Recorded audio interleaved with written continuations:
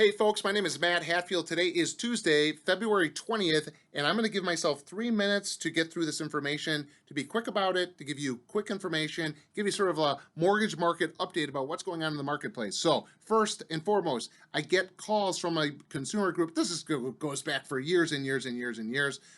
People always talk about whether the federal government is going to raise interest rates or they're going to lower interest rates. And as you can imagine, a lot of those calls that have been going on over the last couple of years, especially in the last year, consumers are saying to me, hey, Matt, I'm going to do something. I want to do this. It could be anything. But what they do say sometimes, they end it with, and by the way, I want to watch because I hear the federal government is going to cut the interest rate. Like they're the architect of what the 30-year fixed rate might be or any other 20-year, 15-year, 10-year type of rate you borrow against your home, known as a mortgage-backed security. So the federal government has the overnight Fed fund rate. And this is sort of driven by Jerome Powell and the other heads of the banks throughout the United States and the Federal Reserve. And this has been on pause since July 2023, and it's been on pause until February through 2024. So we have all of these months that's been on pause, and yet the 30-year fixed rate, you would imagine, would be what?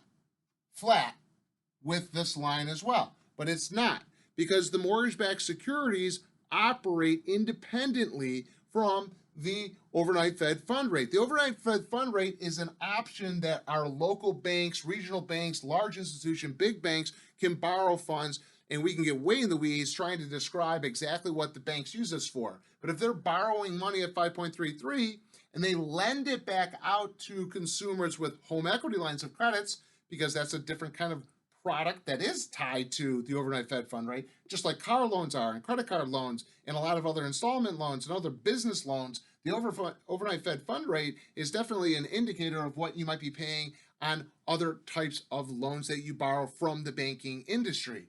The 30-year fixed rate, that is a bond. And so other country buy our bond. Other wealth managers, huge wealth hedge fund managers buy bonds to protect their money. And when the bonds are not in favor, or the federal government says that they're selling the bonds that they own, which is what really kicked off in way early 2022, or they said that they're no longer buying bonds, I got 20 seconds left here, then the interest rates go up. They work inversely. When you hear the federal government say the words, we are going to start buying mortgage-backed securities, you hear that, or we're going to buy treasuries, we're going to buy the bond market, the federal government says that, or there's other large institutions across the globe that all this money is flowing into the mortgage-backed securities, that's when interest rates will drop. This has not been flat. This has gone up and all the way back down and something in between over the last 7 months. It is not directly tied to a paused overnight Fed fund rate. It has not been on pause. It has been gyrating lower and has been going higher and coming back down and now going back up. If you have more questions about how the 30-year fixed rate works, please give me a call, and I'm going to put a link together that you can click to also find some more data to educate yourself about how a 30-year fixed rate works. Thank you and have a great day.